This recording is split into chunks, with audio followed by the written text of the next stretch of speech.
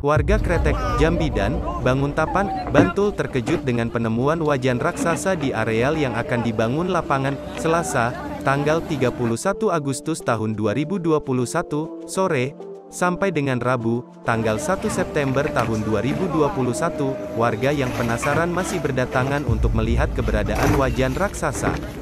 Wajan raksasa itu semula ditemukan petugas yang mengoperasikan ekskavator bernama Sri Mulyadi, ketika ia sedang menggali tanah menggunakan alat berat. Sebuah benda ditemukan di kedalaman 3 meter.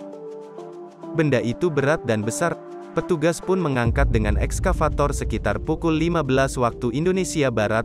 Setelah perjuangan 3 jam, akhirnya benda yang ternyata wajan raksasa itu bisa terangkat.